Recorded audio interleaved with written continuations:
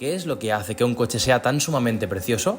¿Sus líneas, su proporción o esa sensación de que fue diseñado con más pasión que lógica? Pues hoy básicamente no vamos a hablar ni de potencia, ni de velocidad, ni de tecnología, sino que vamos a hablar de arte sobre ruedas. Y hoy vamos a hablar de los 5 coches más bonitos de la historia según diseño, legado y pura emoción visual. Así que prepárate porque este top no es solo una lista, es una declaración de amor por el automovilismo. Sígueme para no perderte ningún contenido y dale un gran like y a la campanita para no perderte ninguno de nuestros vídeos. Así que sin más dilación, empezamos.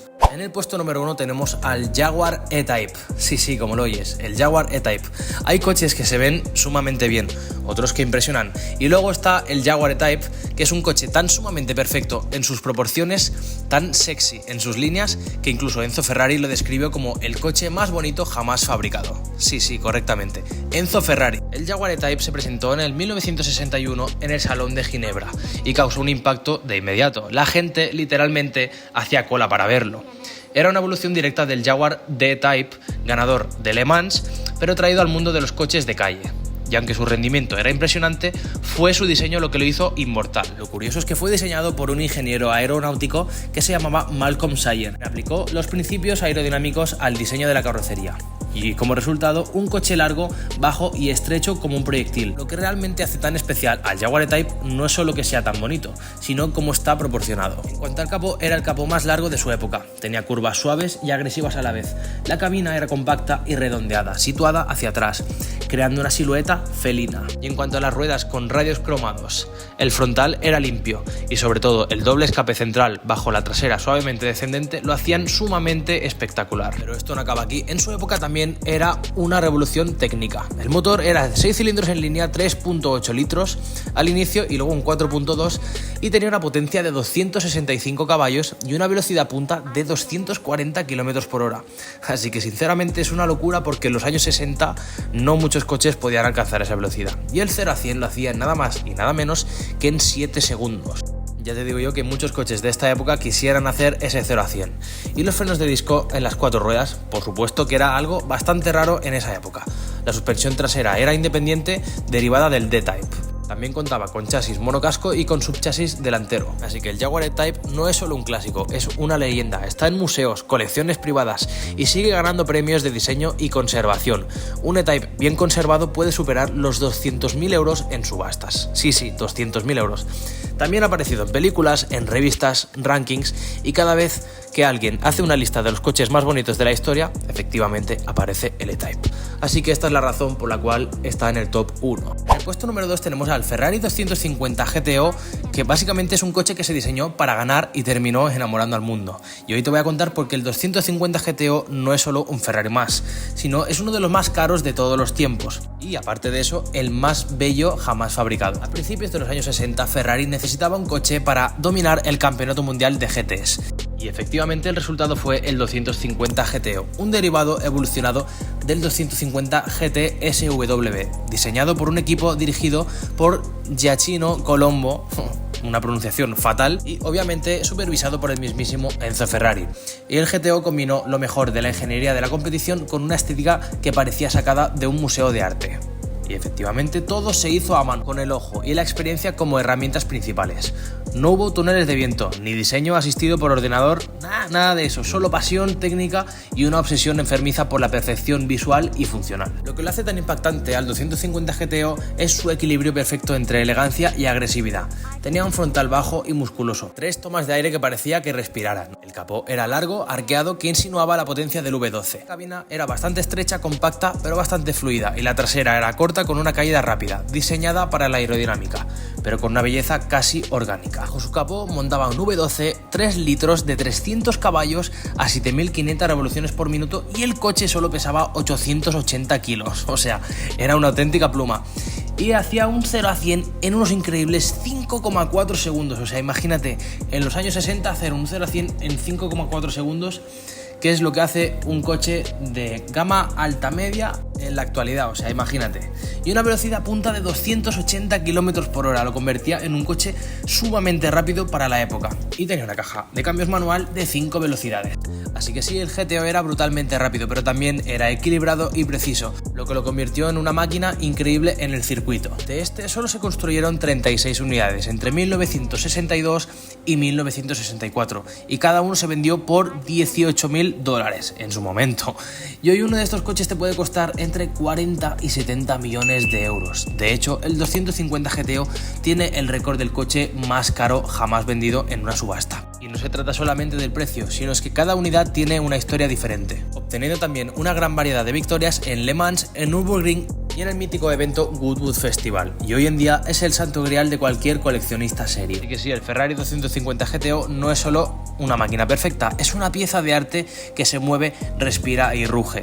Y por eso, más allá de su precio y más allá de sus victorias, el 250 GTO sigue y seguirá siendo probablemente el coche más bello de la historia. Y este ejemplar se posicionaría en el top 2 del mundo. Y en el puesto número 3 tenemos al Porsche 911, y efectivamente la versión de 1964. Un deportivo que no solo conquistó por su rendimiento, sino que enamoró por su belleza honesta, simple y funcional. Y actualmente, más de 60 años después, sigue siendo una referencia estética, y por eso merece estar en este top 5 de los coches más bonitos jamás creados. El 911 fue diseñado por Ferdinand Porsche, nieto del fundador de la marca. Su objetivo era claro: crear un deportivo de motor trasero más grande y potente que el del 356, pero sin perder su esencia. Efectivamente lo logró. Fue algo atípico en el diseño automotriz y un coche que no necesitaba exageraciones para ser extremadamente bonito. Tenía una silueta fluida, redondeada, sin una sola línea agresiva. Aros redondos prominentes que miran hacia adelante como ojos de rana. Tenía detalles cromados, llantas Fuchs y ese minimalismo que roza el arte. Y en cuanto al motor, montaba un 6 cilindros opuestos boxer de 2 litros de unos 130 caballos de potencia y una caja manual de 5 velocidades. Y efectivamente, tracción trasera y el motor colocado en el eje trasero, pesando así unos 1080 kilos, lo que lo convertía en un coche sumamente ligero para su época. Y hacía un 0 a 100 en unos 8,5 segundos y su velocidad máxima era de 210 km por hora. Eran bastante modestos, no era el más rápido, pero su manejo era preciso y su equilibrio y su carácter lo convirtieron en un coche sumamente especial. Además, su sonido, ese sonido de 6 cilindros boxer metálico, lo convertían en un encanto que enamoró a miles de personas desde el primer día. Marcas han logrado mantener una línea tan icónica durante tanto tiempo sin destruir su identidad. Y todo empezó aquí, con el primer 911. Y por eso digo que el Porsche 911, el original, es sin duda uno de los 5 coches más bonitos de la historia y se posicionaría en el top número 3. Y en el puesto número 4 tenemos al Mercedes-Benz 300 SL. Sí, como lo oyes, presentado en 1954, que además de todo, no solo fue el primer coche con inyección directa de gasolina, sino que fue el más rápido de su época.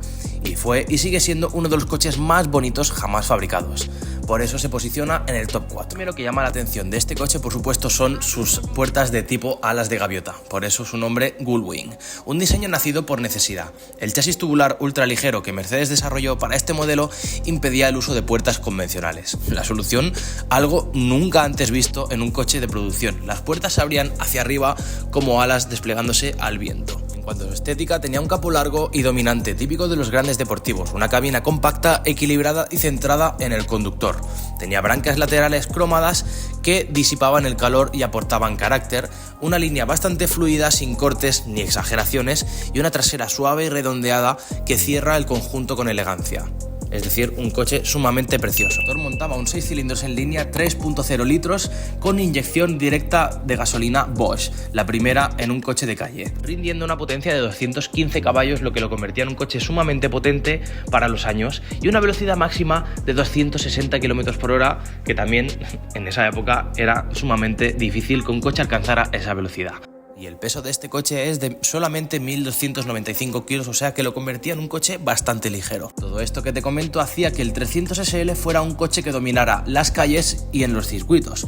De hecho, nació como una adaptación de coche de competición que Mercedes usó para arrasar en Le Mans y en otras carreras a principios de los años 50. Fabricaron 1.400 unidades del Gullwing entre 1954 y 1957, y cada una era una obra de arte hecha casi a mano.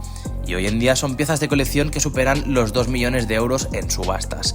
Y más allá de su valor, el 300 SL representa el espíritu de una era de lujo, tecnología y diseño en equilibrio perfecto. Sí que es cierto que más adelante sacaron en el 2010 una versión más moderna y sí que es cierto que mantenía la esencia del clásico, pero cabe destacar de que el 300 SL de los años 50 es muchísimo más puro y más bonito, y por eso se posiciona en el top número 4. Por último, en el puesto número 5 tenemos a un coche que cuando apareció en 1966 rompió con todas las normas, y estamos hablando del Lamborghini Miura. ¿Puede ser un coche tan sumamente sexy? Pues efectivamente sí. Este coche fue diseñado por Maranello Gandini con apenas 27 años en el estudio de Bertone, y efectivamente lo logró. Fue algo radicalmente diferente. Tenía una carrocería bajísima con apenas 1,5 metros de altura, como un coche de carreras.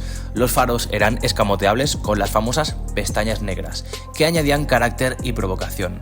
Tenía una silueta fluida, sin cortes ni artificios, y proporciones perfectas, motor en posición central, cabina adelantada y trasera musculosa. En cuanto al motor, pues, ¿qué hay que decir? Un 3.9 litros derivado del de competición, y tenía una potencia de 350 caballos, que es una verdadera pasada en su versión original, y en el versión SV Super Veloce 385 caballos. También tenía una velocidad máxima de 280 km por hora, lo que lo convertía en un coche sumamente rápido para la época en la que se fabricó, y hacía el 0 a 100 en nada más y nada menos que en 5,8 segundos, lo que lo convertía en un coche muy rápido en el 0 a 100. Y por supuestísimo no podía faltar su caja manual de 5 velocidades en H. Mientras que Ferrari era una marca bastante conservadora, Lamborghini quería algo distinto y efectivamente lo consiguieron.